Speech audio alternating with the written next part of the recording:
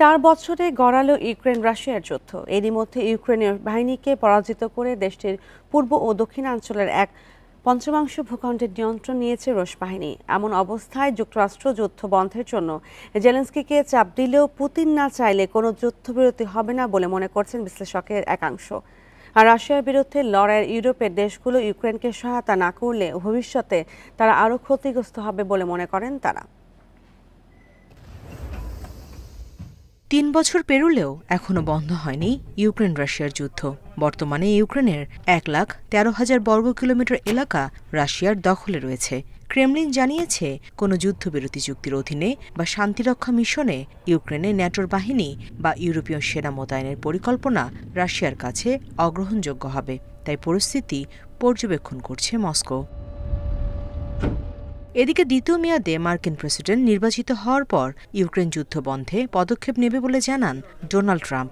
যুদ্ধবন্ধের চুক্তি নিয়ে তার সঙ্গে আলোচনায় বসতে রাজি হন রুশ প্রেসিডেন্ট ভ্লাদিমির পুতিন। যদিও বড় আঞ্চলিক ছাড় দিতে অস্বীকৃতি জানান এবং কিয়েভের ন্যাটোতে যোগদানের উচ্চাকাঙ্ক্ষা পরিত্যাগের ওপর জোর দেন তিনি।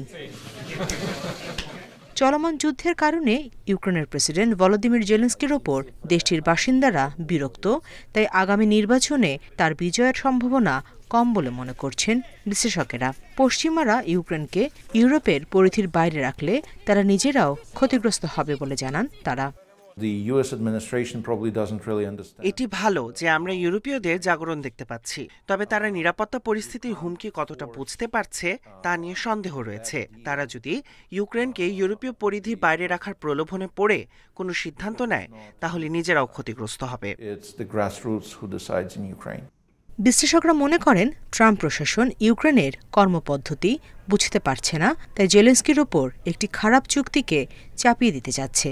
তাই সুন্দর পরিকল্পনা গ্রহণ করতে হলে যুক্তরাষ্ট্র ও ইউরোপীয় দেশগুলোকে সরেজমিনে নতুন বাস্তবতা বুঝতে হবে। তা না হলে সংকটের দ্রুত সমাধান সম্ভব না। এদিকে মস্কো কিয়েভের মধ্যে যুদ্ধবিরতির চুক্তি হলে মার্কিন সেনাদের নিরাপত্তার সুরক্ষার বিনিময়ে ইউক্রেনে প্রায় 30,000 সেনা পাঠানোর একটি প্রস্তাব নিয়ে ট্রাম্পের সঙ্গে আলোচনা করবেন বলে জানান ব্রিটিশ প্রধানমন্ত্রী Keir Starmer. Nusrat Serin, independent news.